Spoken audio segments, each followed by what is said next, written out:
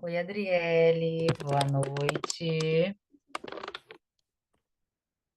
Consegue me ouvir?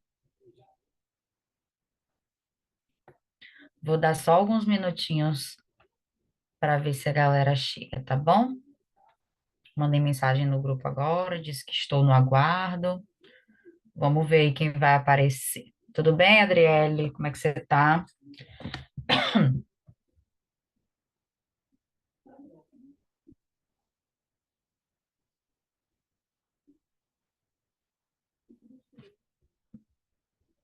Graças a Deus.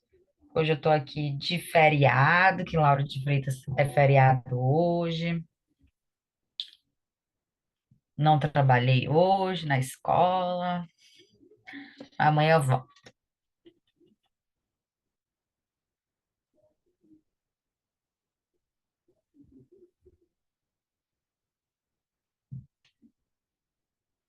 Já vou deixando aqui as coisas compartilhadas, porque aí demora menos para começar.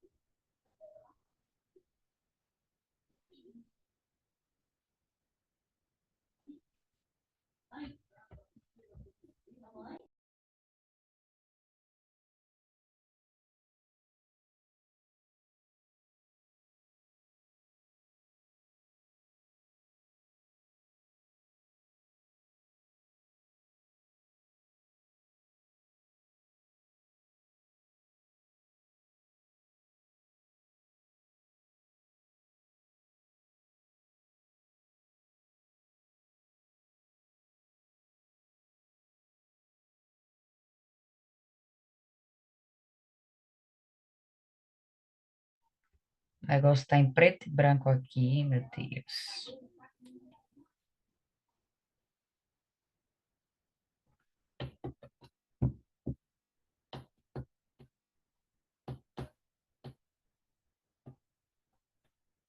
O tempo dele pensar na vida aí.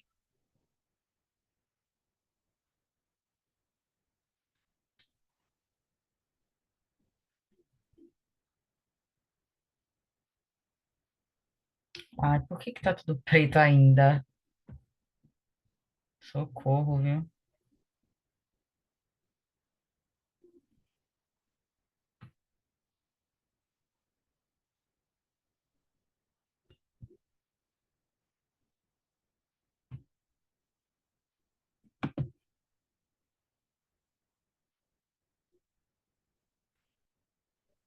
Boa Oi, noite, Valdirene, boa noite.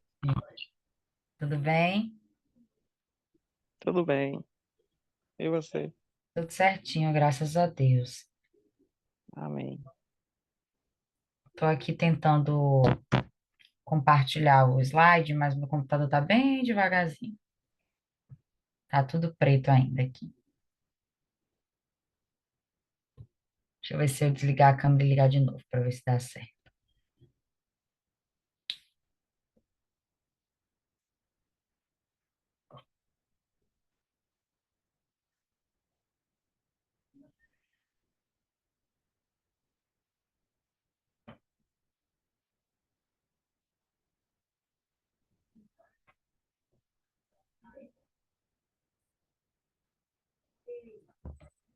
É, tá indo não. Vou interromper o compartilhamento, depois eu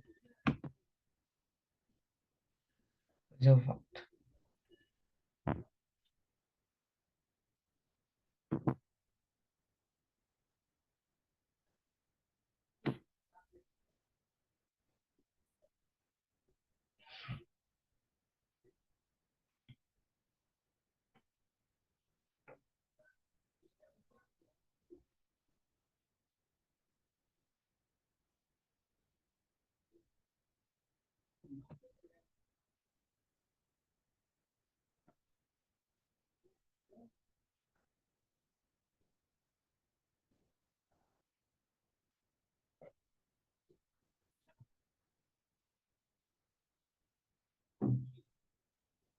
Eu, hein?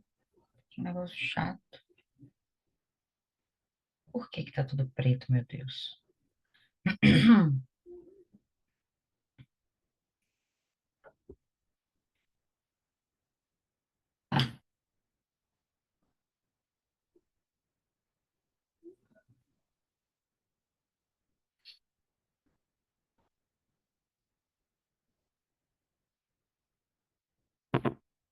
Vou atualizar a página do slide aqui, porque, inclusive, como esse slide, ele tá... Respirar fundo aqui vai dar certo, tá? Mas esse slide, ele tá na nuvem, não tá no meu computador, não. Talvez seja isso também. E aí, ele tem algumas coisas que eu acrescentei nele, tipo imagem e tal, que não tá carregando, tá tudo turvo, assim. Quando passa para o computador, abre melhor. Só que demora muito também para baixar, porque é um slide pesado, tem muita informação. E aí fica na nuvem. O que tiver meio turvo, eu leio junto com vocês. Que aí não é nem a parte das questões, está tudo ok. O problema é o resto mesmo do slide. Pronto, vou tentar compartilhar aqui de novo.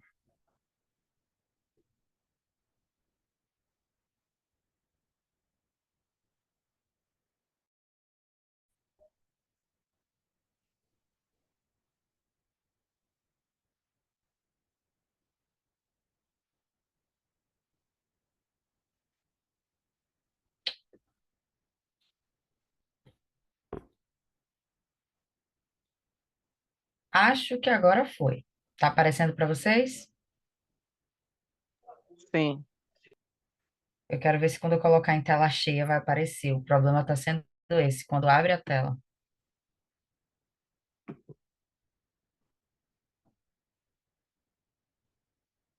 Porque assim realmente está aparecendo.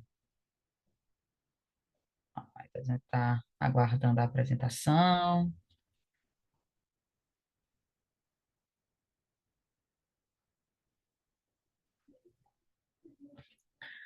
Se me estressar muito, eu vou iniciar assim mesmo, sem compartilhar a tela. Deixa eu ver se pelo celular consigo adiantar aqui.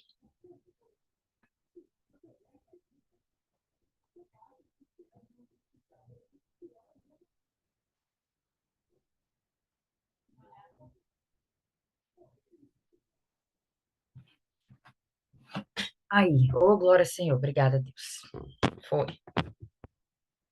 Deixa eu abrir o slide pelo celular também para ficar menorzinho, eu conseguir saber.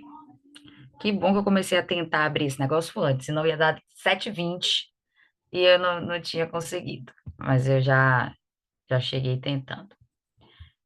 Gente, a gente terminou a aula da semana passada, na quarta-feira, falando sobre o processo da proclamação da República no Brasil. A gente falou, na verdade, sobre um processo histórico que aconteceu no nosso país desde a chegada dos portugueses. Só para recapitular um pouquinho, assim que os portugueses chegaram, nós éramos uma colônia de Portugal. Então, tinha lá a família real, o rei de Portugal, que estava lá no trono dele, bem lindo, em Portugal mesmo, na Europa. Mas ele quem mandava aqui, a família real que mandava aqui no nosso país. Então, eles só ficavam de lá comandando, mandando as coisas que eram para ser feitas, enfim, mandando ordens de lá, né? Porém, aconteceu um movimento do absolutismo de Napoleão Bonaparte, um francês lá na Europa, que ele queria conquistar vários territórios. Inclusive, um dos territórios que ele queria era o da Inglaterra. Só que Napoleão Bonaparte, ele tinha a noçãozinha de que ele não conseguiria, ele não tinha uma força armamentista tão forte quanto a da Inglaterra, e ele iria se prejudicar, né, se ele tentasse invadir. Então, o que que ele fez? Ele criou algo, Napoleão Bonaparte, criou algo chamado bloqueio continental. Nesse bloqueio continental, ele iria impedir, ele estava tentando impedir, né, que todas as nações fizessem trocas comerciais com a Inglaterra. E aí, Portugal, muito ousado, desrespeitou esse bloqueio continental. Com isso, Napoleão Bonaparte foi lá tirar satisfação, saber por que o desrespeito do bloqueio continental. Quando Napoleão Bonaparte foi atrás da família real, a família real fugiu para onde? Para a sua colônia, para o Brasil, nosso território. Quando eles chegaram até aqui, várias mudanças aconteceram, né? A capital desse império, que era Salvador, deixou de ser Salvador, passou a ser Rio de Janeiro. Então, a gente já teve Salvador e Rio aí como capitais do nosso país, hoje em dia é Brasília.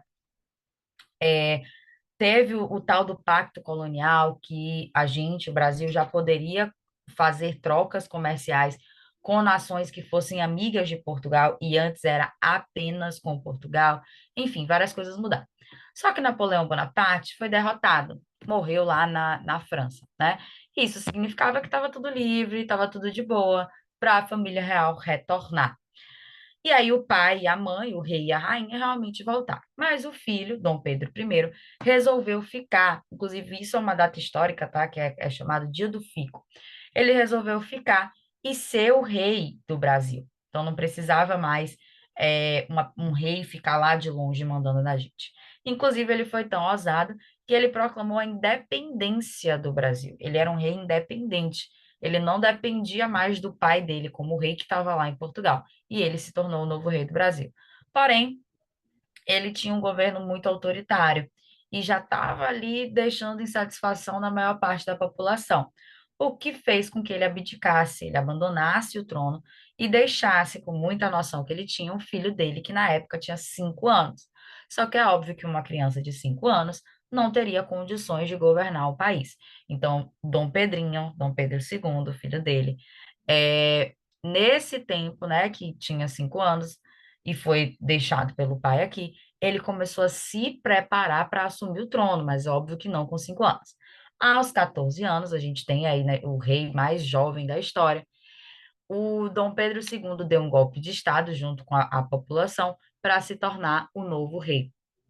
Só que o Brasil, e se tornou o rei do Brasil, né? Só que o Brasil entrou em várias disputas, várias guerras políticas. Teve a Guerra do Paraguai, que um navio, o Paraguai disse que a gente não podia entrar com os nossos barcos no rio que era deles. E aí o Brasil ousado foi lá, entrou com o rio. O que que aconteceu? O Paraguai pegou o governador do Mato Grosso, sequestrou o cara. E aí a gente já se juntou com a Argentina e Uruguai contra o Paraguai, enfim. O Brasil ele se tornou, ficou fragilizado.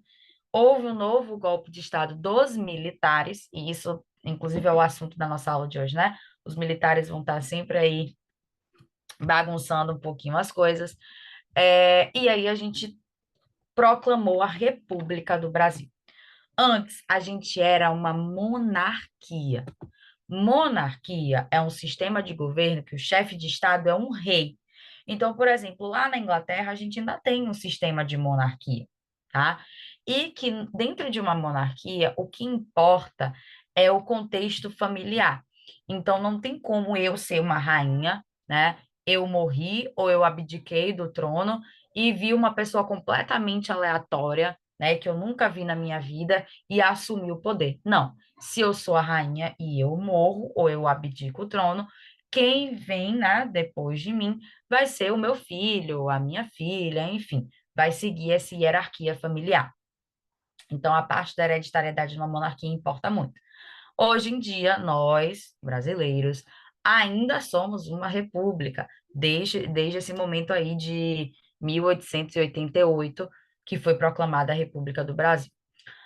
Inclusive, esse dia 15 de novembro, que também é feriado para a gente, né? A gente tem o dia 7 de setembro, que é a independência do Brasil, quando a gente deixou de ser um território de Portugal para ser livre, e o dia da proclamação da República, que é o dia 15 de novembro. Então, quando tiver o feriado, vocês já sabem o que que é. Quando o Brasil deixou de ser uma monarquia, deixou de ter um rei, para ter um presidente. Então, a partir de uma república, a gente tem um chefe de Estado que é um presidente e que é eleito por um período de tempo. Hoje em dia, né, dentro da nossa república, os presidentes têm o tempo aí de 4 anos de governo, podendo se reeleger por mais 4 anos. É isso como funciona.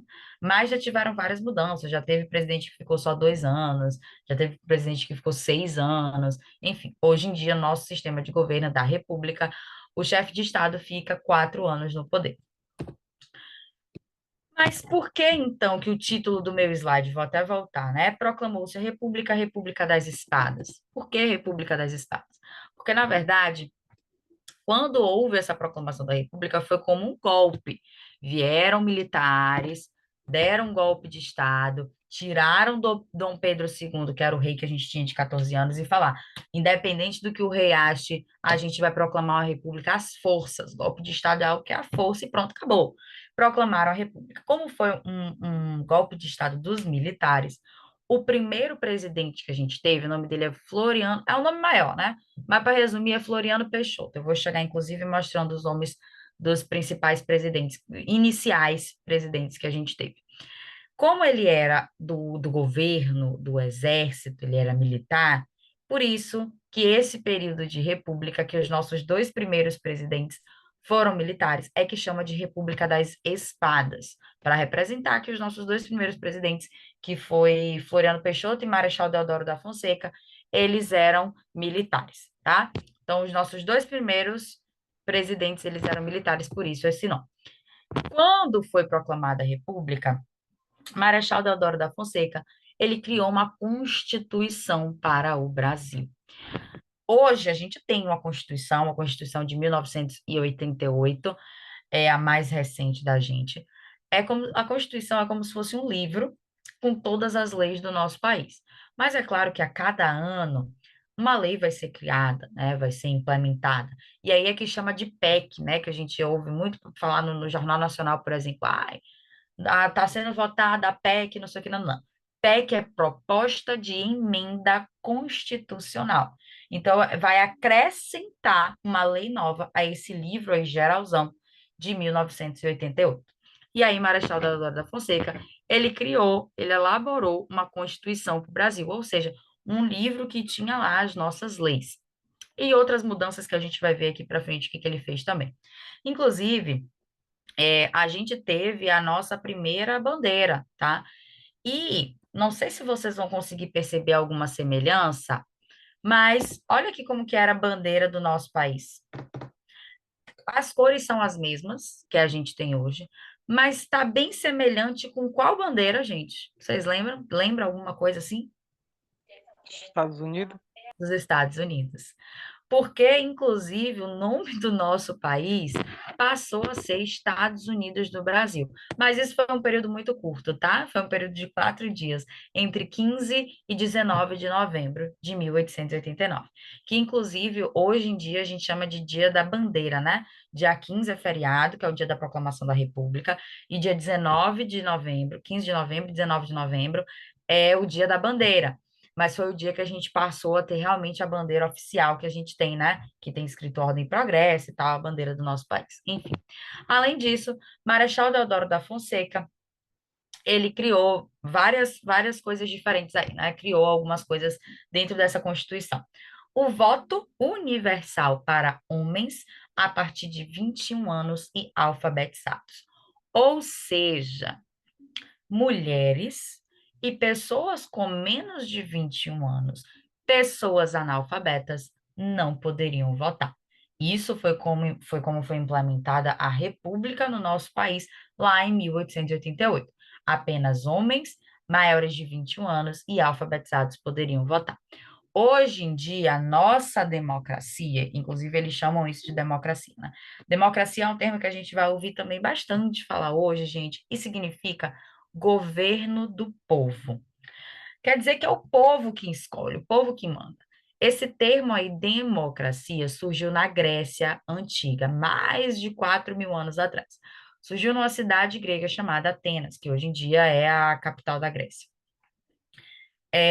A democracia na Grécia era justamente quando os cidadãos atenienses iriam decidir questões políticas da sua região. Só que lá na Grécia, apenas homens adultos nascidos em Atenas poderiam votar. E quando a gente vai para a origem do termo democracia, democracia significa governo do povo, ou seja, o povo é quem escolhe.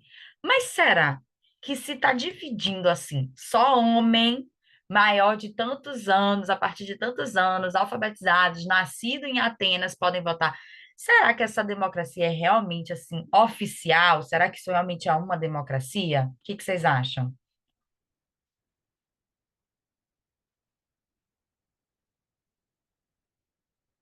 Alô? Oi, como? A democracia, a origem do termo, né, democracia significa governo do povo. Hoje a gente vive em uma democracia. É o povo que escolhe o seu representante político através do voto, enfim, as coisas que acontecem no nosso país. Mas parte da gente, você como cidadã, vocês como cidadãs, nós como cidadãs, temos o direito ao voto. Isso é uma democracia. A gente vive uma democracia. Mas esse termo democracia surgiu há mais de 4.000 anos na Grécia Antiga, em uma cidade da Grécia que hoje é a capital, né, chamada Atenas.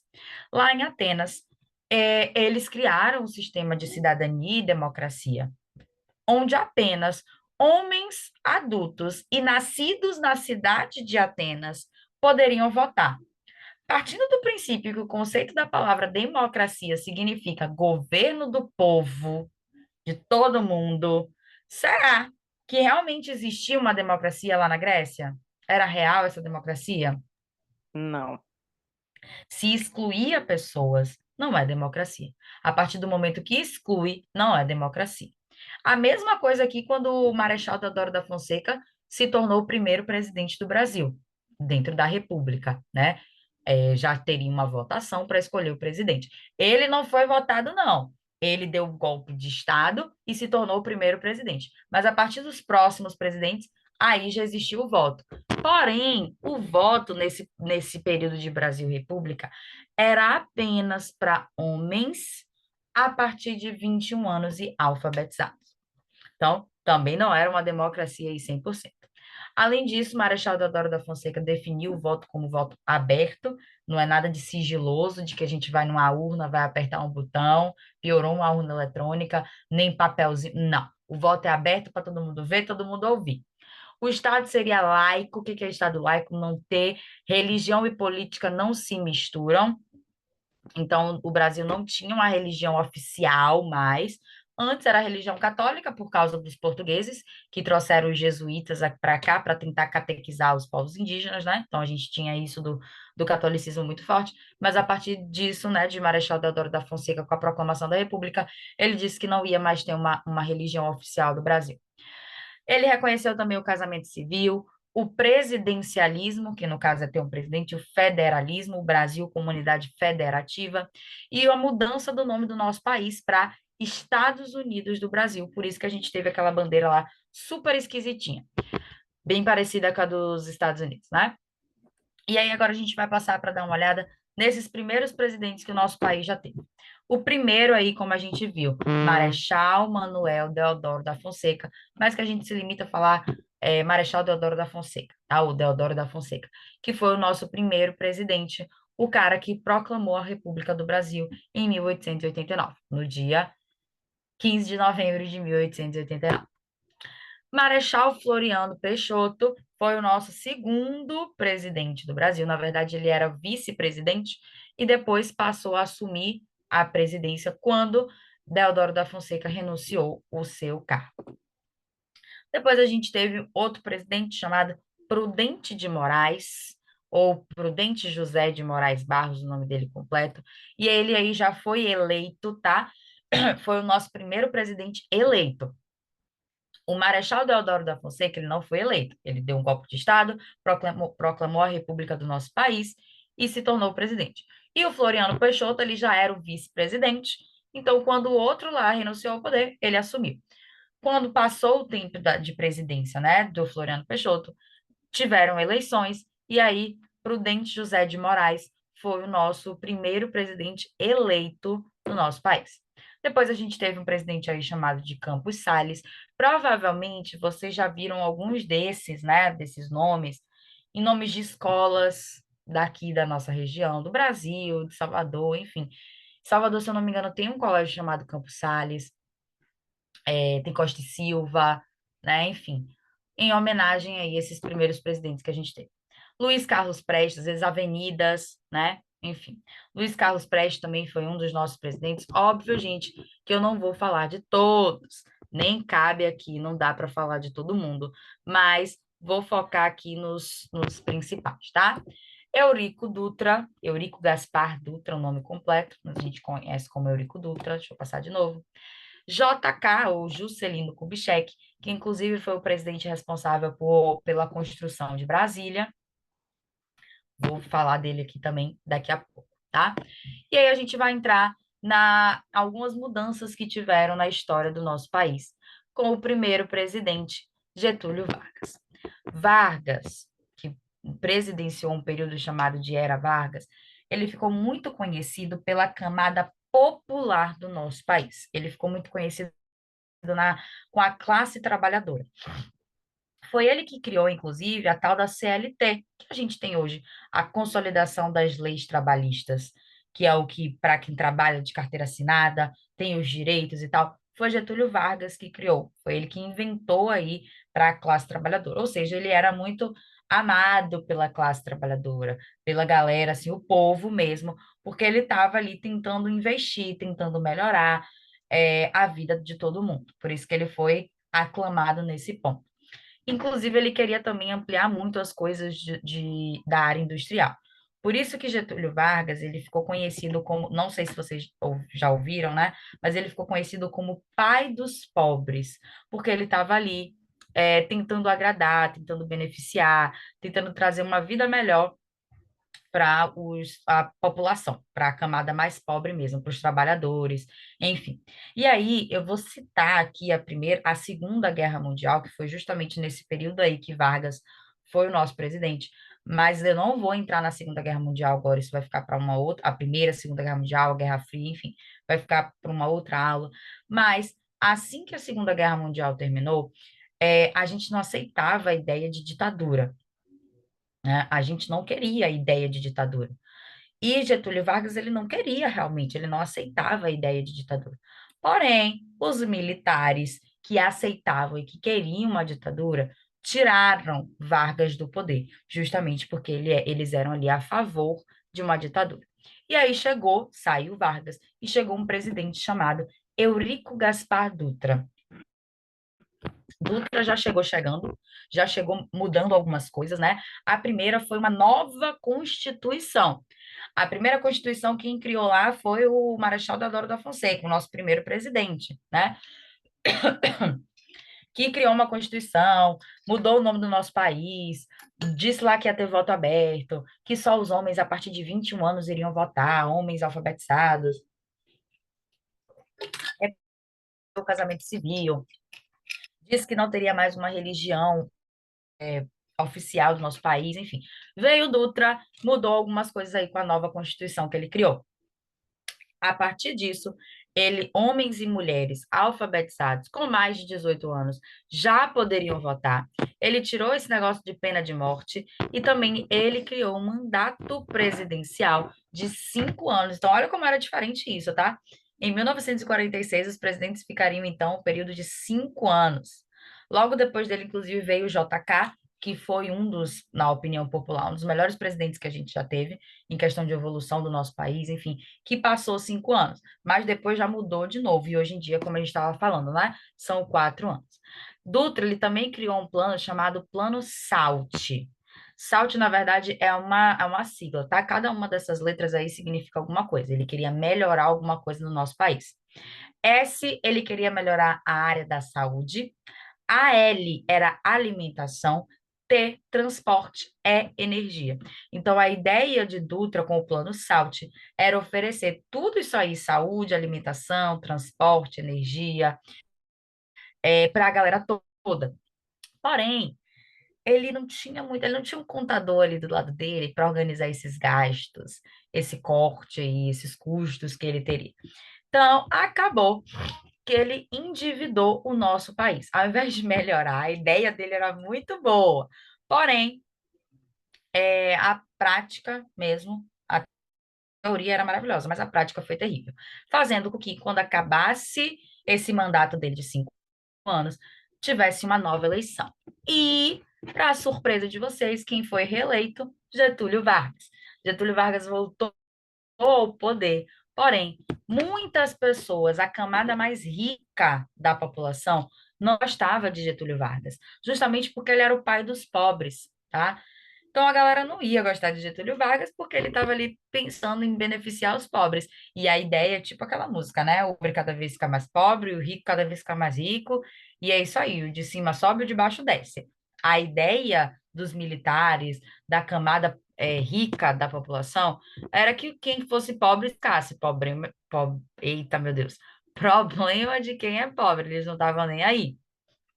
Por isso que ele sofreu muita pressão popular, fazendo com que Getúlio Vargas cometesse suicídio. Ele tirou a própria vida. História triste de um dos nossos presidentes, mas foi o que aconteceu. Ai, por que que não quer passar? E aí chegou um presidente que mudou muita coisa no nosso país, que foi o tal do JK, Juscelino Kubitschek. Até a chegada de JK, a capital do nosso país ainda era o Rio de Janeiro. Lembro que a primeira capital foi Salvador, quando a família real chegou, passou a ser o Rio de Janeiro. Pois é. Quando o JK chegou, a capital do nosso país passou a ser Brasília. Só que Brasília não existia. JK mandou construir Brasília. Ele falou: não, eu vou mudar, não tem mais condições da capital do Brasil ser o Rio de Janeiro. Eu vou mudar a capital e eu quero uma cidade que seja criada para isso. Eu quero uma cidade que seja criada para ser a capital do nosso país. E ele mandou construir Brasília. Inclusive, Brasília é uma cidade 100% planejada por isso, porque ela foi organizada, ela tinha um objetivo, era ser a capital do nosso país, que até hoje ainda é a nossa capital, né? E aí foi toda ornamentada pelo arquiteto Oscar Niemeyer, com a parceria de JK. Isso melhorou muita coisa no nosso país, porque gerou muito emprego, muita gente foi se mudando para a região centro-oeste para poder trabalhar na construção de Brasília, enfim. E aí teve a criação também dos nossos três poderes que existem hoje, os poderes legislativo, executivo e judiciário. Vou passar de um por um aqui para a gente saber, tá? O poder legislativo são os órgãos do governo federal responsáveis por elaborar as leis. Então, no nosso país hoje, a gente tem o poder legislativo, que vão elaborar as nossas leis. O poder executivo, que tem a responsabilidade de colocar essas leis que foram criadas em prática. E o poder judiciário, que vai ser o poder responsável por julgar os cidadãos. De uma forma prática, gente, falando, os vereadores fazem parte do poder legislativo. Os senadores fazem parte do poder judiciário, ou legislativo, desculpa. Por quê? Porque eles criam leis. Os vereadores, a gente vai passar por eleição agora, né? Eleição em outubro. E aí a gente vai votar também para vereador, se eu não me engano, né? É prefeito, vereador, enfim.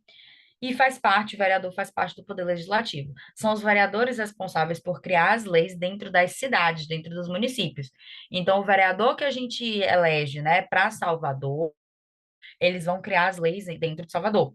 Os vereadores que vocês vão eleger para Simões Filho, eles vão criar as leis aí da cidade de vocês, em Lauro de Freitas, outras leis. Por isso que tem cidades, municípios com leis diferentes, com feriados diferentes. Estava comentando com a Adriele que hoje é feriado em Lauro de Freitas, inclusive feriado político, porque é dia de emancipação de Lauro de Freitas. Mas, por exemplo, em Salvador, não era feriado. Eu não sei esse ano como é que vai ser. Mas até o ano passado, Salvador não era feriado Consciência Negra. Já Lauro de Freitas era feriado Consciência Negra. Mas disseram aí que vai ser para todo mundo, né? Vai ser para o Brasil todo, se realmente está aprovado isso. Justamente porque o poder legislativo de cada município é diferente. Os vereadores, que são os responsáveis por criar as leis, né, é que vão decidir isso, vão ter esse discernimento. Por isso que é sim um cargo importante. Tem muita gente que vai lá, aperta qualquer botão, ou é o que faz dinheiro, não sei, mas é um cargo importante porque vai ser quem vai criar as leis no nosso município.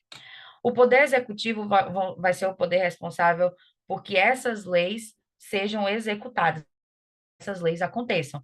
E aí, por exemplo, o prefeito, o presidente, o governador, percebam que eu falei de três âmbitos, né, do poder executivo. Tem o poder executivo no âmbito municipal, que vai ser o prefeito, tem o poder executivo no âmbito estadual, que vai ser o governador, e vai ter o poder executivo no âmbito federal, que vai ser o presidente. E já o poder judiciário é o que a gente conhece como os juízes, enfim, são os órgãos do governo federal que vão julgar os cidadãos aí que andam fora da lei. Isso tudo, esses três poderes que até hoje fazem parte, né, do nosso país, só surgiu com o JK, com Juscelino Kubitschek.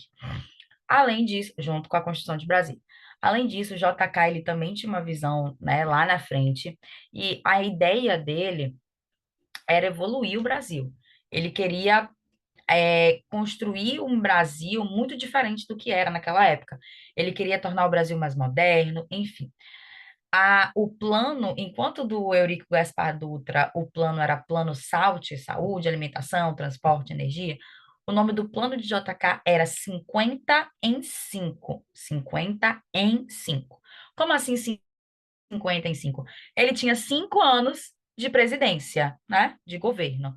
E ele queria evoluir o nosso país em 50 anos à frente, só que só dentro de 5. Então ele começou a investir muito em energia elétrica, nuclear, petróleo, carvão mineral, transporte ferroviário, aviões, enfim, na marinha.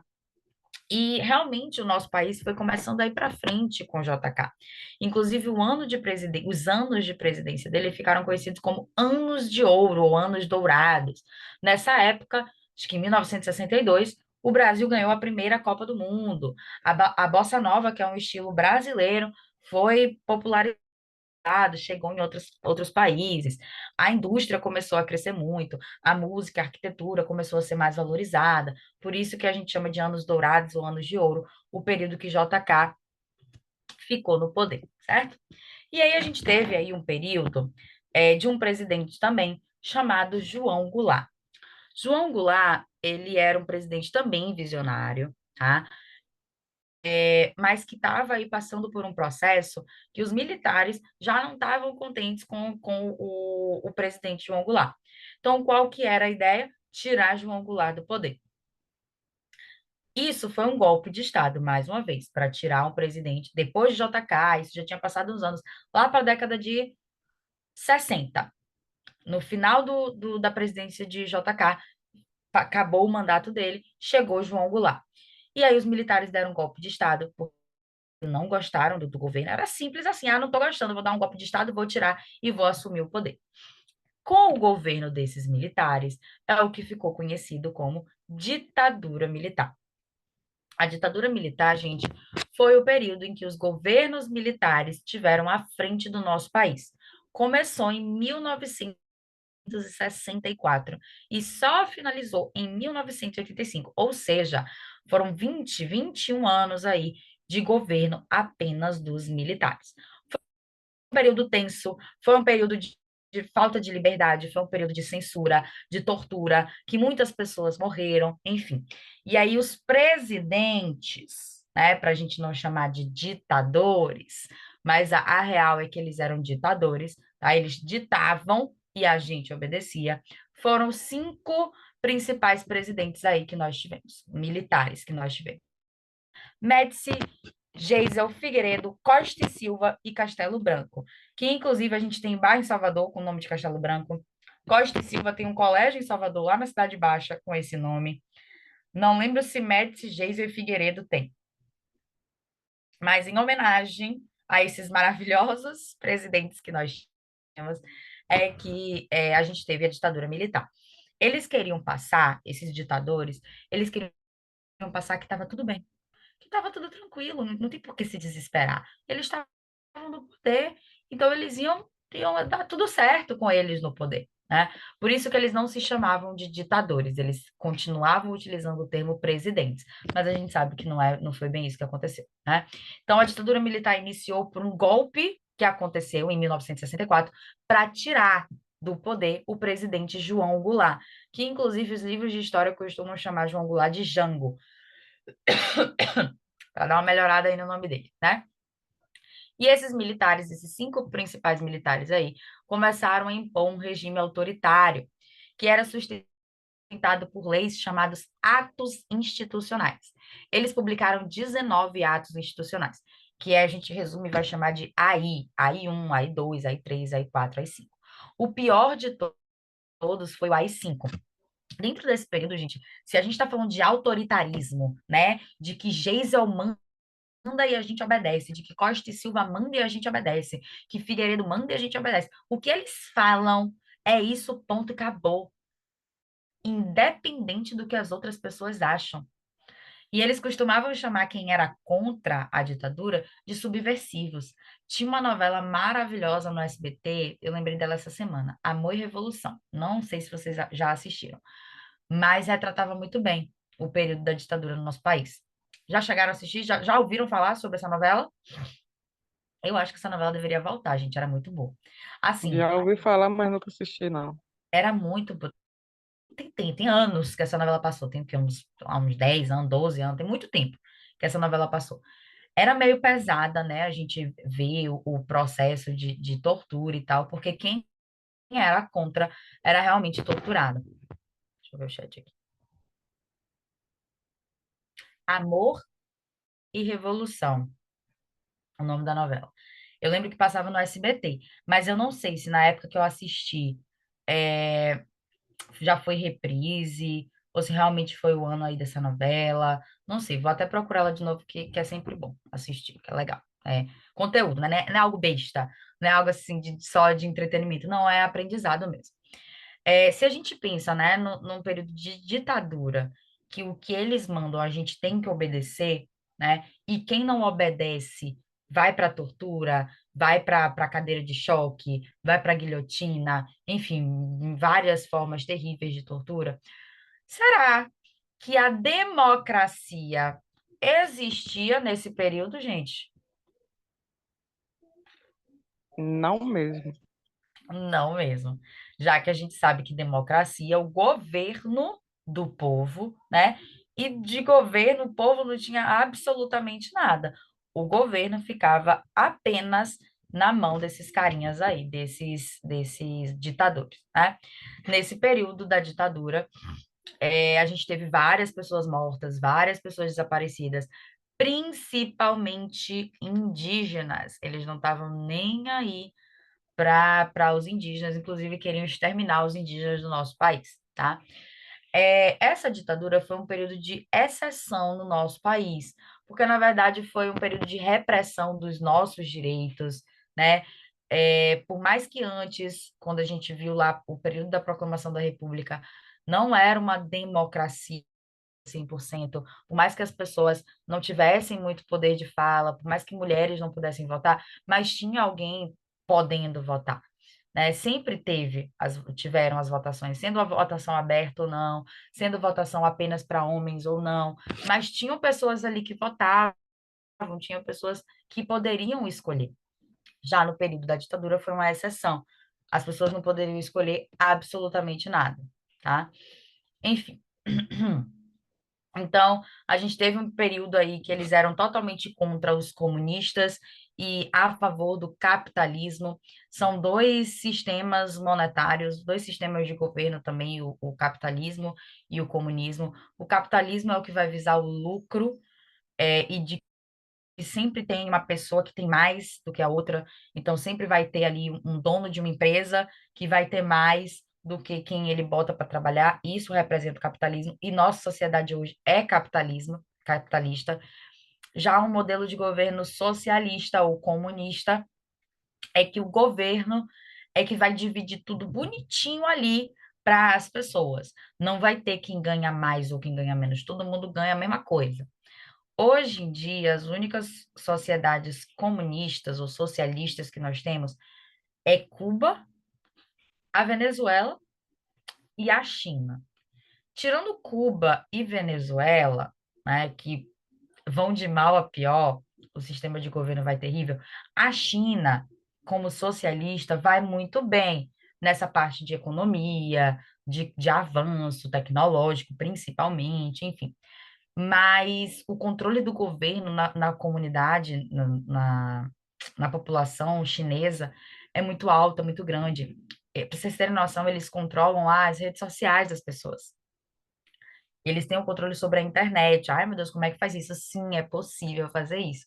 Porque é o governo que vai distribuir a internet. Se o governo brasileiro falar assim, nenhum brasileiro mais vai ter acesso à internet, simplesmente eles vão limitar todos os satélites que disponibilizam a internet. Para a gente não vai ter acesso.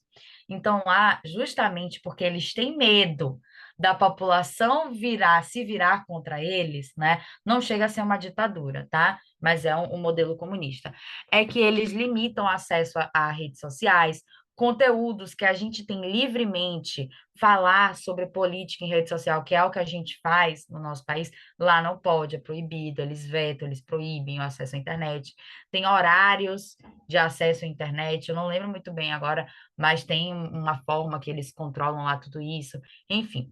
Então, o sistema capitalista prevê aí que vai ter o que ganha mais, o que ganha menos ainda, e é a forma como a nossa sociedade funciona. Já o sistema comunista é o governo que vai controlar tudo e vai dividir igualmente para a sociedade. Então não vai ter isso de que tem muita gente rica, muita gente pobre. Não, vai tentar ali realizar um equilíbrio na minha opinião, tá? É um sistema que é quase impossível na realidade do mundo que a gente tem hoje. Então, até na própria China, que é comunista, vai ter desigualdade social, óbvio que tem. Até porque já a China tem tanta gente, né, que é difícil controlar isso, é difícil ter esse poder aí.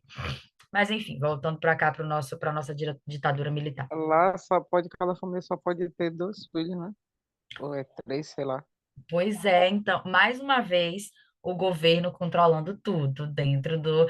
É o que o governo quer, é o que o governo manda. A diferença, né? Por que que então, Lilian, não é uma ditadura, já que é o governo que manda e o povo obedece? Porque o povo vota para isso. É uma democracia. Então, as pessoas escolhem os seus representantes políticos, tá? O povo escolhe o presidente. Eu esqueci o nome do cara lá da China. Mas o povo que escolheu, ele não falou, ah, sou eu e pronto, acabou. Não. Existe uma democracia, mas o governo é que vai controlar. Assim como a gente também, a gente é uma democracia, né? O governo é do povo, mas não significa que o governo sendo do povo é que vai ser a gente que vai criar a lei, né? Ah, se o governo é nosso, então vamos criar as leis aqui do nosso país. Não. A gente tem o poder de votar e escolher quem vai criar as nossas leis. Então, a gente vota no nosso vereador, que, como eu estava falando, é do poder legislativo e cria as leis no nosso município. A gente vota nos nossos senadores, que criam as leis federais, né, do poder legislativo e criam as leis no âmbito federal, do país todo. São os senadores os responsáveis.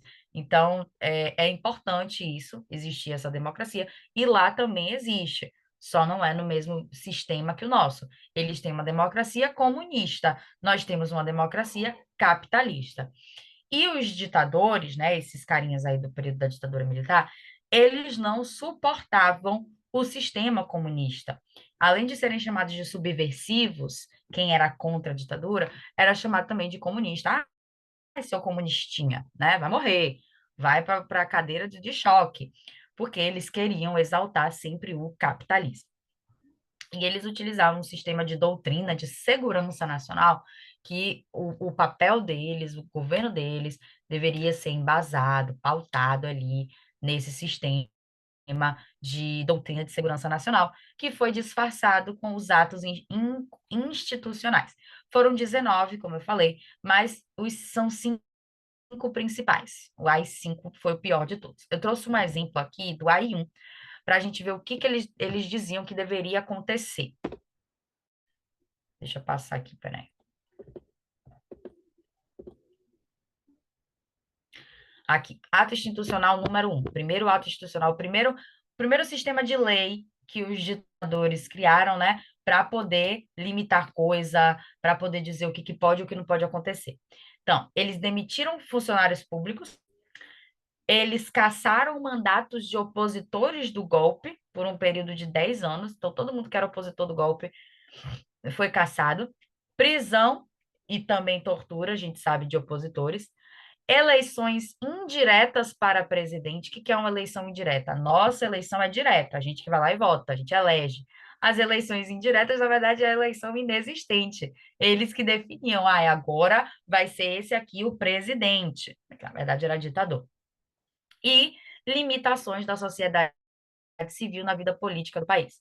Então, na verdade, era a intenção de controlar a sociedade, né, dentro do capitalismo. Graças a Deus, o período da ditadura finalizou lá para a década de 80, mas a gente continuou passando por momentos assim conturbados de presidentes, os novos presidentes que já foram eleitos, enfim. Um dos presidentes mais, e eu não sei aí a idade de vocês, para ver se vocês lembram desse período ou não, não sei quem vai querer se entregar, enfim, eu já me abstenho, eu não me entrego, não fiz parte, mas a gente teve um presidente chamado Collor, Fernando Collor, acho que Fernando Collor de Mello, alguma coisa, não lembro o nome dele todo, não. Mas vamos se Collor, tá? Collor começou a ser presidente lá em 1990 e só foi presidente até 1992, graças a Deus. Por quê? Baita de um ladrão. Oi? Um baita de um ladrão corrupto. Pois é, exatamente.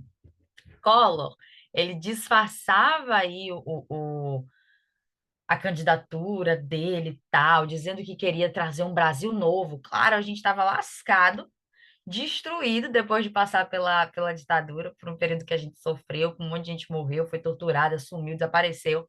E ele veio com um slogan na campanha política dele de que era o Brasil novo, o fim da inflação, e que os impostos vão reduzir, e vamos diminuir as desigualdades sociais, e vamos voltar, vamos colocar o Brasil para se desenvolver mais uma vez economicamente, e falando também de modernização, que foi algo que parou com JK que estava com todo esse gás para desenvolver o nosso país e modernizar o nosso país a ideia de JK, talvez JK tenha sido um pensamento muito positivo, né? Porque ele queria 50 anos, evoluir o Brasil 50 anos à frente só em 5.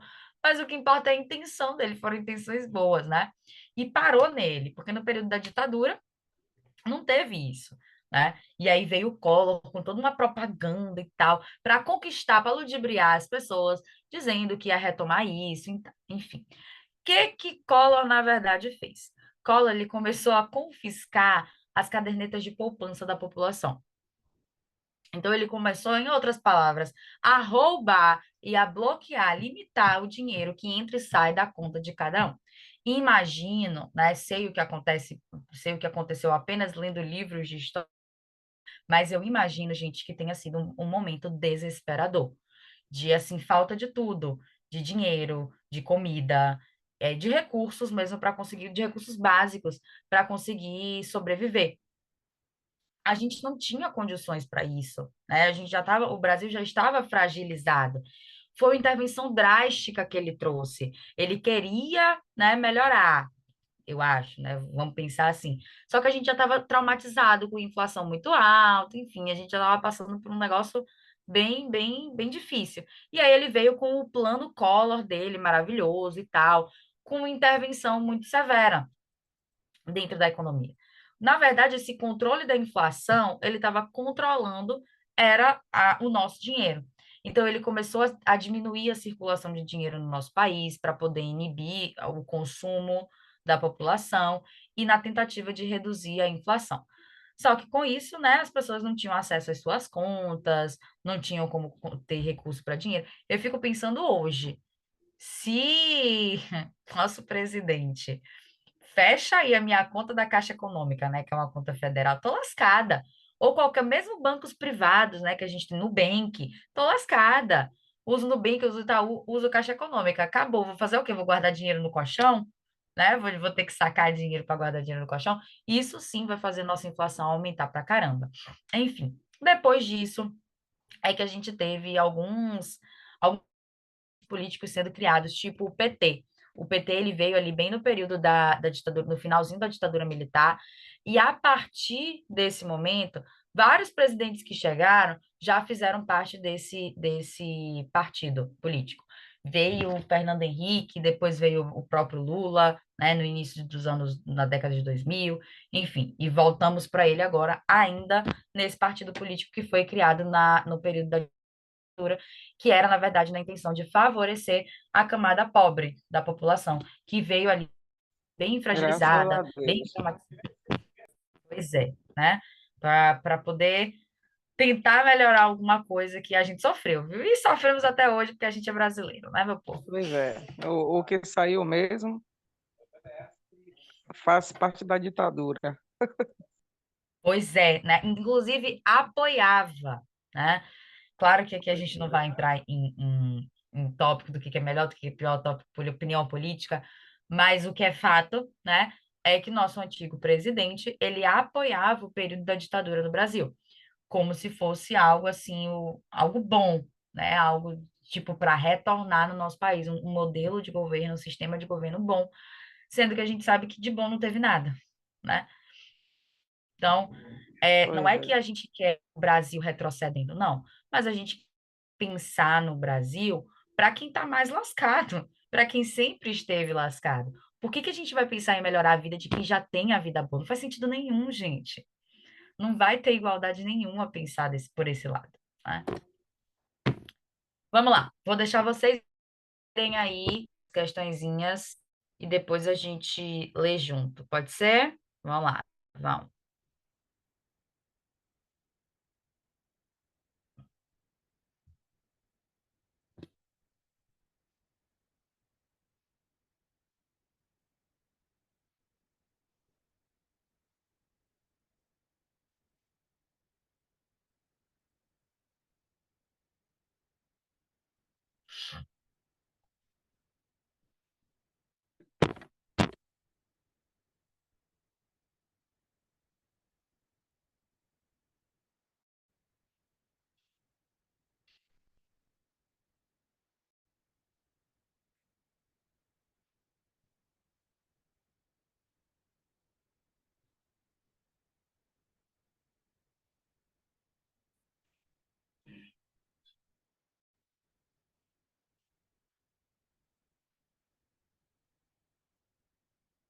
C,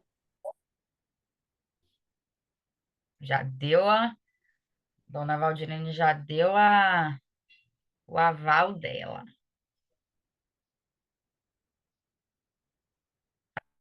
Adriele, mulher, cadê você? Está por aí?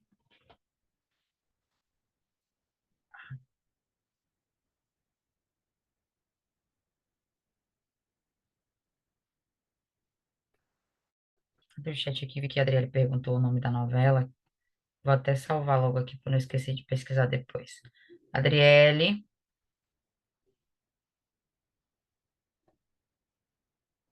é isso mesmo. A novela, olhei aqui na internet agora. A novela, eu pensei que quando eu assisti era reprise, mas não, quando eu assisti foi realmente a primeira vez que ela passou. A novela de 2011, Amor e Revolução. Eu acho que foi no SBT que eu assisti. Foi no SBT. A Adriele já deu dela. Vamos, letra C também, então vocês estão combinando, né? Vamos lá. Plano Collor foi entre a intervenção mais drástica na economia. Um Brasil traumatizado com a inflação. É assim que os economistas definem o país que criou o Plano Collor em março de 1990. Uma das mais severas intervenções do governo na economia. O pacote tinha como objetivo controlar a inflação que rondava os 200% ao ano. Socorro, meu Deus. A ideia era diminuir a circulação de dinheiro no mercado para inibir o consumo da população e reduzir a inflação. Foi aquilo que a gente estava falando de reduzir a circulação de dinheiro, tirar a circulação de dinheiro. Por isso que ninguém tinha dinheiro, né? Porque ninguém tinha acesso às suas contas. Uma medida adotada por esse plano econômico foi o A. Aumento da oferta de empregos? Óbvio que não. B. Fechamento das casas de câmbio? Também não. Na verdade, Collor até abriu casas de câmbio, mas que foi algo que não mudou nada, não. Não ajudou em nada, não. Não era intenção, pelo que era a intenção dele, não ajudou em nada. C. Confisco das cadernetas de poupança. D. Estabelecimento de medidas protecionistas. Quem dera tivesse alguma medida para proteger realmente, né? A ideia até era, mas não protegeu foi nada. confisco das cadernetas de poupança. Foi a medida desse plano, foi a alternativa desse plano, assim, que na cabecinha dele foi, era a melhor de todas, né? Aí a gente passou por ele, por Collor, depois veio Itamar Franco, Fernando Henrique, depois Lula, Dilma, aí veio Temer, que foi um período muito curto também, né? Bolsonaro e agora Lula, em ordem, né, crescente. Leiam aí, por favor.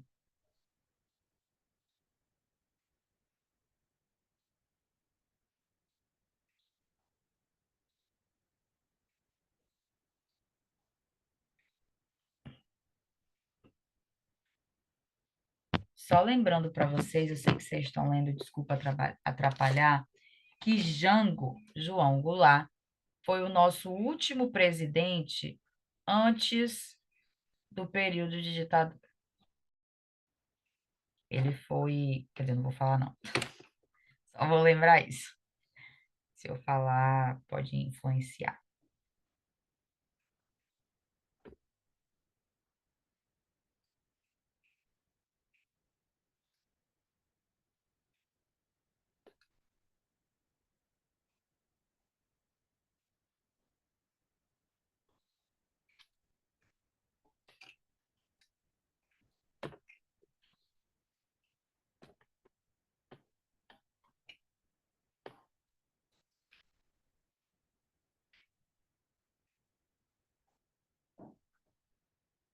Letra C.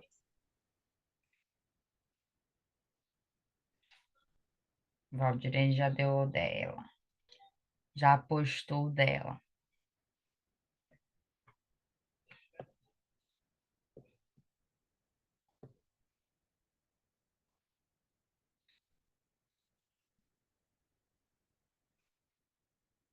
Vamos lá.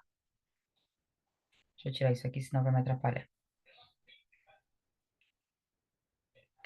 A Marcha da Família com Deus pela Liberdade, em março de 1964, o ano que iniciou a ditadura, consistiu numa série de manifestações, organizadas principalmente por setores do clero e por entidades femininas, em resposta ao comício realizado no Rio de Janeiro, em 13 de março de 1964, durante o qual João Goulart anunciou seu programa de reformas de base. Na verdade, essas pessoas se reuniram, fizeram um evento contra o comício que João Goulart fez, né? O evento descrito foi uma reação da parcela da sociedade que tinha como objetivo a conter os grupos guerrilheiros. Não. Nessa época a gente não tinha ainda grupos guerrilheiros, né? Não existia grupos guerrilheiros. Na verdade, eram pessoas que eram contra o governo de João Goulart, as ideias de João Goulart. B. Criticar as propostas dos liberais? Não, porque na verdade João Goulart era conservador, né? C. Apoiar a deposição. Deposição teria como significado tirar, retirada, tá? Apoiar a retirada do presidente. E D. Diminuir as desigualdades sociais. Não era muito esse o objetivo. Se fosse esse o objetivo, a gente não tinha entrado numa ditadura militar, né? Nesse período que eles mandam e a gente obedece, porque não era a intenção deles. A intenção deles era mandar. E eles não estavam nem aí para se tinha desigualdade, né? Se tinha gente pobre ou não. Por isso que a nossa resposta é a letra C. A ideia era retirar o presidente para realizar um golpe e instalar a ditadura militar. Uai, justamente por ser contra ao governo do João Goulart. Próxima, vocês conseguem ler, gente? Sim. Tá.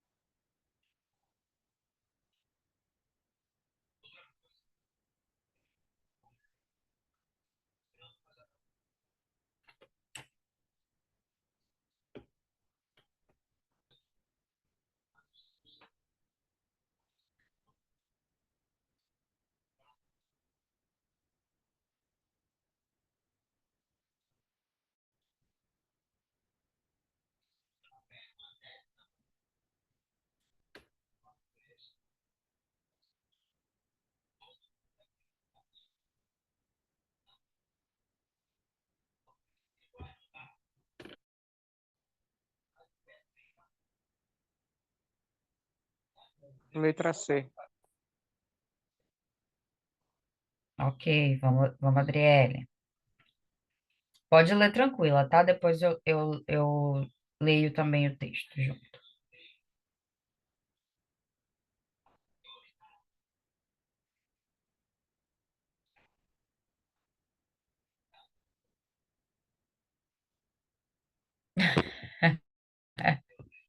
Bora, bora. Texto, eu já percebi, Adriele, que quanto mais texto, mais complicado fica, né? Parece que a intenção, porque esse texto poderia ser resumido, mas esse texto poderia ser resumido. Parece que a intenção é Eu justamente, também acho. pois é, a intenção parece que é justamente deixar Tico e Teco perdidos, né? É, Como se a isso, gente isso a até. pessoa perde muito tempo na prova, sabia? Porque esse ano mesmo foram, a maioria das provas, texto tudo grande. Isso aí toma um tempo legal, viu? Uhum. E além de tomar tempo, Valdirene, cansa. Cansa porque ler é cansativo, tentar interpretar é cansativo, tentar entender uma palavra que a gente não conhece dentro de um contexto, aí a palavra a gente não conhece. Aí a gente vai tentar identificar dentro daquele contexto para ver se a gente consegue adivinhar o que que é, pelo menos, né? Exatamente, isso mesmo. Pois é, então acaba vencendo, a prova vence a gente pelo cansaço. E corrido, né? Mas, Tipo assim, isso tudo corrido, né? Porque tem um tempo certo para isso. terminar, né? Aí junta tudo, junta cansaço com ansiedade, com tudo junto e misturado, né? E aí a gente se sente até burro. Fala, meu Deus do céu, não entendi nada, eu sou uma jumenta, mas não é assim, É né? isso. Vamos lá. Especialistas debatem influências do movimento estudantil atual. Para eles, para os especialistas, o mais importante ato da sociedade brasileira. Vixe, peraí, é porque eu estou lendo pelo celular, porque o computador está cortado para mim. Para eles, o mais importante ato da sociedade brasileira contra a ditadura militar, que completou 50 anos, foi a chamada Passeata dos 100 mil, que ocorreu no Rio de Janeiro. Estudantes, políticos, intelectuais e trabalhadores enviaram sua mensagem ao governo militar. Essa manifestação foi pacífica, diferente de outras que aconteceram naquele ano de 1968. Para os professores da Faculdade de Filosofia, Letras e Ciências Humanas da USP, os frutos da passeata reverberam até hoje entre os jovens. Na verdade, o próprio termo passeata, né, já deveria ser algo de paz, representando paz. Mas, enfim, o que que esse texto aí está falando? Vou voltar, vou ler. Mas o que que esse texto está falando? É, professores, especialistas, professores, enfim, de faculdade pública de São Paulo, está falando sobre a importância de realizar a manifestação, né? E principalmente a gente vê quando realiza a manifestação, é a camada mais pobre, são trabalhadores, são estudantes que se reúnem para reivindicar algo, para lutar por algo. E isso já acontecia desde o período da ditadura militar. Só que lá na ditadura militar, os corajosos, né, que se reuniam para manifestar, eram chamados de subversivos comunistas e iam ser torturados.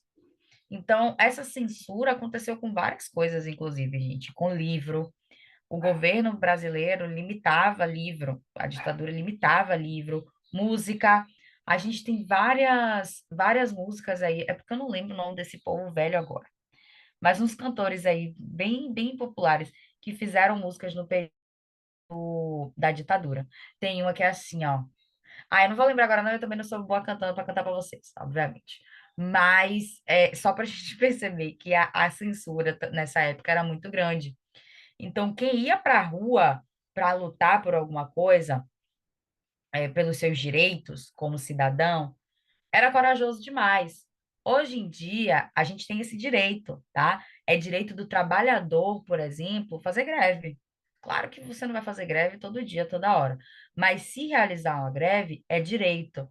É direito contestar um aumento salarial, por exemplo, faz parte da CLT.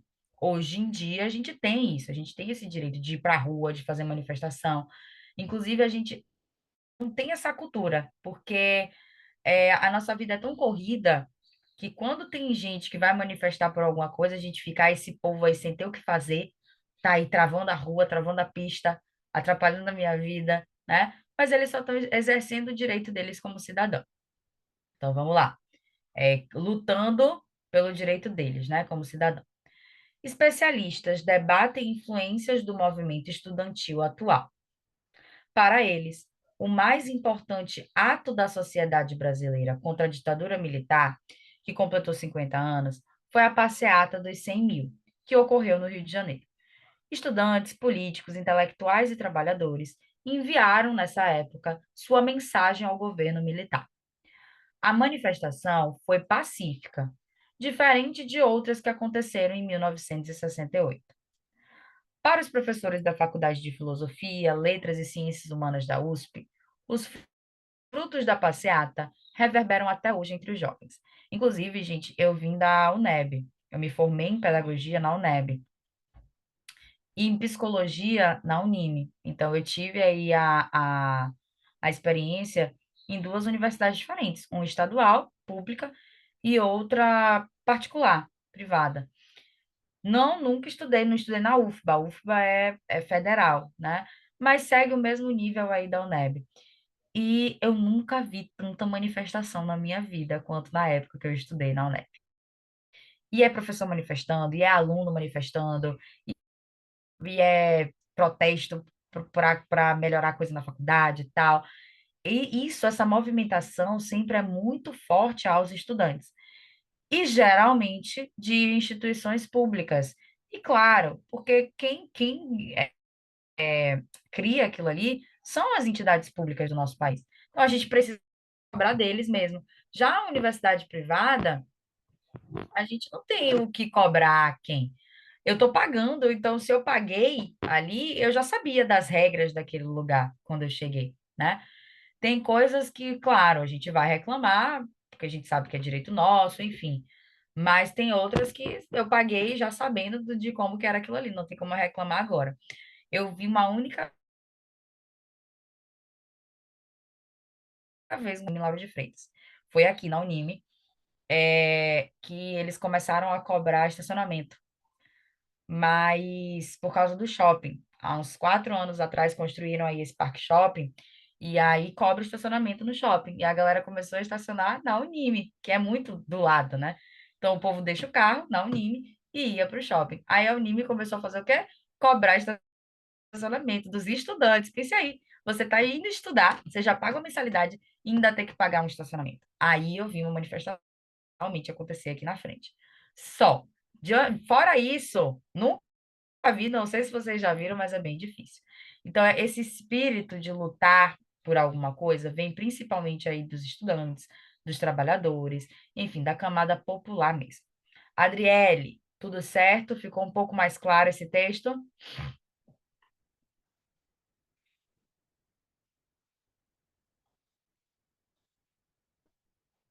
Ok, então vamos lá. Na atualidade, o Se movimento lembre desse da democracia. É, na atualidade, o movimento descrito no texto foi importante para a construção da ideia de A.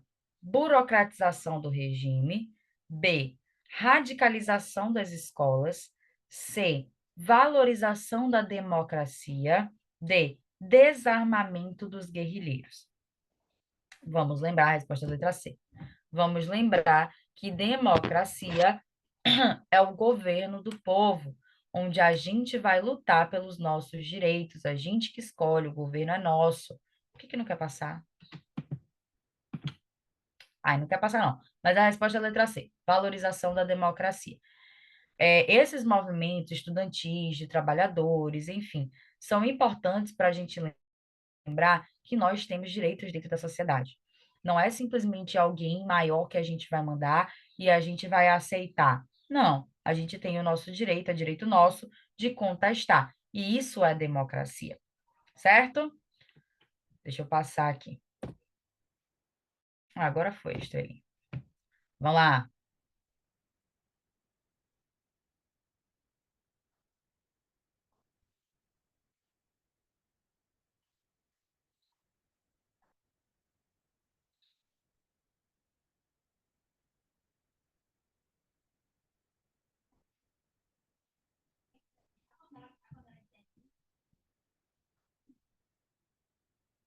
Botar um pouquinho no mudo que o povo aqui em casa está falando muito alto. Não sei se vai atrapalhar vocês.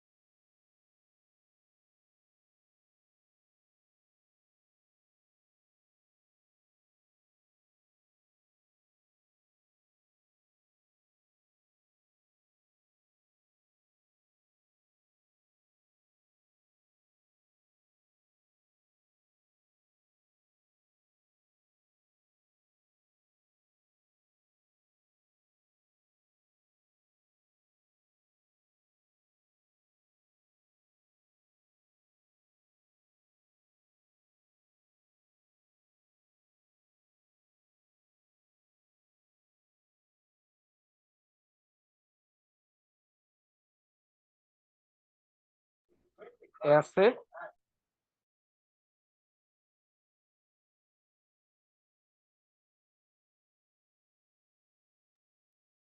Eu botei no mudo e esqueci que eu estava no mudo. Eu não entendi o que você falou, Valdirene. É a opção C? Bora ler. Eu sei que essa questão aí está falando até sobre a Primeira Guerra Mundial, a gente não entrou nesse assunto, mas tem a ver com o contexto do nosso país, tá? Até porque era do Brasil. E a Primeira Guerra Mundial envolveu vários países. Mas fala um pouco desse contexto antes um pouquinho da ditadura militar, em que a gente precisaria estar ali obedecendo a um sistema de governo, né, que foi o da ditadura.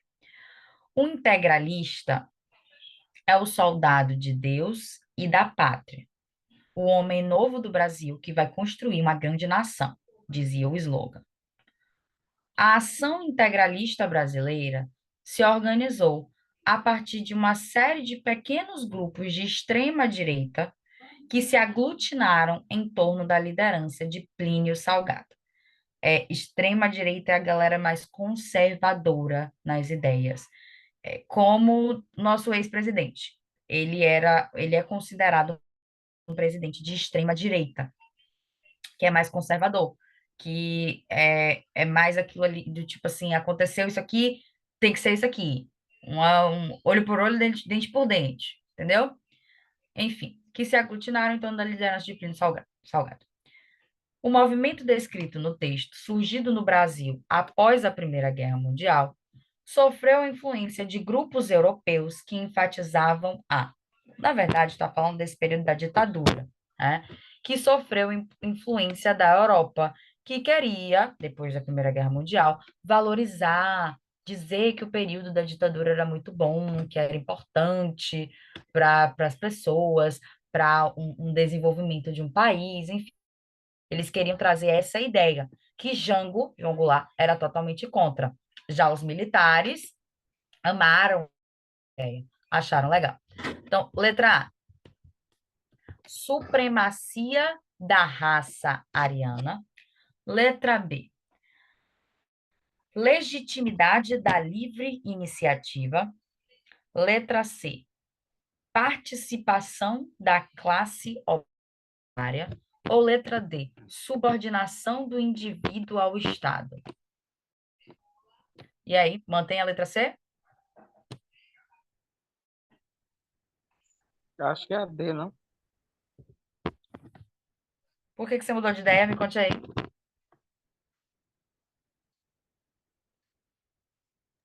Eu vou ficar na C, então. Vamos lá. Vou ler de novo o texto e vou lendo alternativa por alternativa A, B, C, D e explico por que que não é. O integralista é o soldado de Deus e da o homem novo do Brasil que vai construir uma grande nação, dizia um slogan. A ação integralista brasileira se organizou a partir de uma série de pequenos grupos de extrema direita que se aglutinaram, se juntaram em torno da liderança de Plínio Salgado. Plínio Salgado foi um deputado que a gente teve no período da ditadura militar, que era de extrema direita. Esse movimento, que surgiu no Brasil após a Primeira Guerra Mundial, sofreu influência de grupos europeus que enfatizavam, que queriam, que promoviam a supremacia da raça ariana. Raça ariana, gente, na verdade é um termo que carrega um preconceito, porque é como é a ideia do europeu que a gente tem, do homem branco, loiro, forte, enfim, alto, inteligente. Isso é a tal da raça ariana, que eu não concordo com esse termo, mas enfim. Pode ser até que a comunidade europeia, né, valorize isso, a supremacia da raça ariana, mas não era essa a ideia que estava relacionada com o grupo de extrema direita, com o conservadorismo, e que foi o período da ditadura da gente, que foi logo após a Primeira e a Segunda Guerra Mundial. B, legitimidade da livre iniciativa. Seria como se fosse valorizar o livre-arbítrio. Cada um faz o que quiser. Não, eles não queriam isso, eles não estavam valorizando isso. C, participação da classe operária. Classe operária é classe de trabalhadores, ou seja, a camada mais pobre da população. E óbvio que eles não iam querer valorizar, eles não iam querer a participação da classe operária. Muito pelo eles queriam torturar a classe operária, porque a classe operária é que ia se organizar contra eles. É, Portanto, subordinou, né? hum, e talvez esse termo aí subordinado que tenha dado um tilt na nossa cabecinha, né? Portanto, eles estavam querendo influenciar o nosso país para que nós fôssemos subordinados ao Estado. O que é subordinado? Vou trazer um exemplo. É o que o Brasil era a Portugal antes de Dom Pedro I declarar a independência. Então, a gente era subordinado a Portugal. Tudo que Portugal mandava, aqui a gente obedecia. A subordinação do indivíduo ao Estado é tudo que o Estado quer, ou a população, o indivíduo, a sociedade vai ter que aceitar, ela é subordinada àquilo. Entendeu?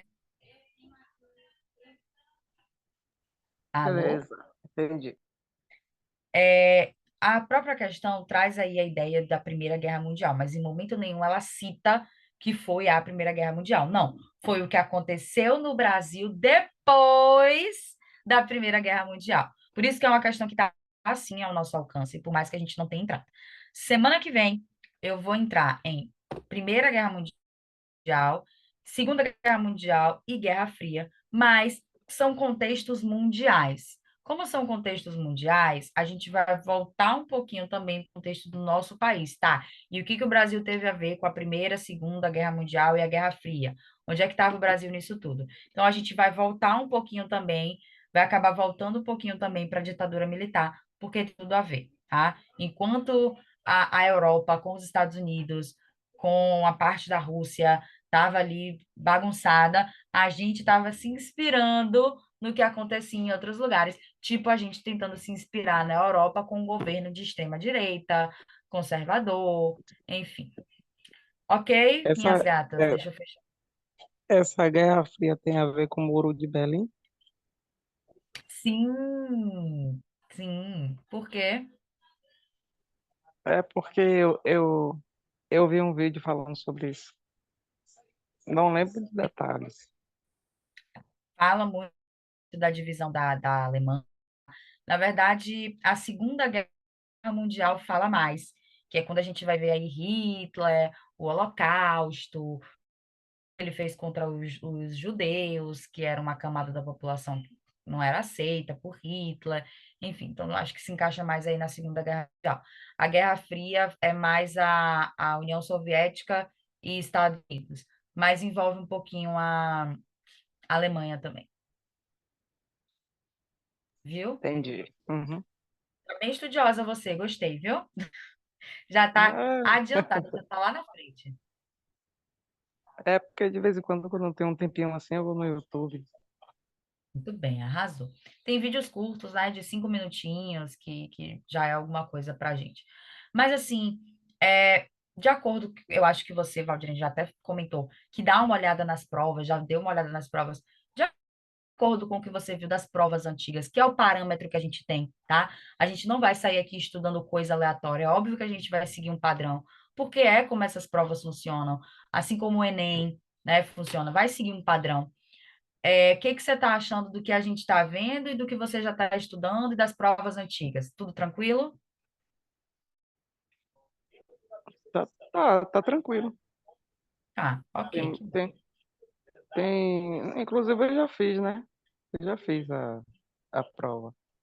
E caiu alguns assuntos, entendeu? Da aula, Qual foi a prova que você fez, mulher? CPA. Ah, tá, entendi. Agora vem cá, fixa isso aí antes da gente terminar isso aqui. Esse CPA, se vocês fizerem, vocês não precisam fazer a prova do ensejo? Sim, não precisa não. Aí no caso só é opcional, entendeu? Quem não quiser fazer, faz essa do ensejo. Entendi, tá. Agora, e você vai fazer a do ensejo? Vai depender das notas, né?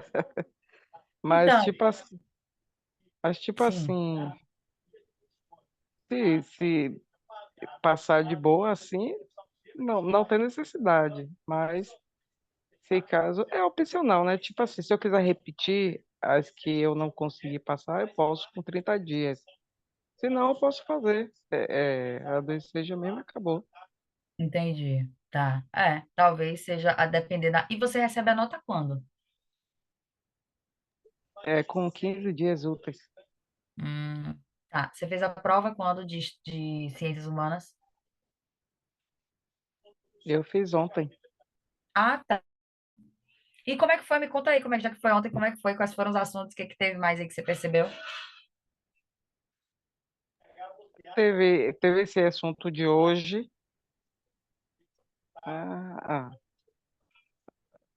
Eu tô lendo aqui o que a Adriele botou. Teve esse assunto de hoje. Deixa eu ver. Teve um outro assunto também. Só que, tipo assim, né? Eu tinha que me preparar. Por isso que eu falei que eu fui no YouTube ver algumas coisas. Entendeu? Uhum. Porque não ia dar Entendi, tempo, né? Alcançar entendi. todos os materiais da aula. Aí eu fui Sim, no YouTube. entendi. Infelizmente, então, o assunto de hoje caiu ontem e a gente só viu hoje, né? Mas como é Sim. que foi a cobrança desse assunto? Foi tranquila? Mas foi. Eu acho que eu me saí mais ou menos. Mas essa questão que eu te falei, texto grande demais. A gente perde um Hum, tempo, as horas vai passando, a gente nem percebe. verdade, entendi. Mas dá tudo certo. Quem sabe nem o próprio ensejo vocês não precisam fazer, né? Tá É bom. assim. Um Acredito que beijo para não vai vocês. precisar, não. Amém. Beijo para vocês. Boa noite. Até Boa amanhã. noite. Até. Tchau.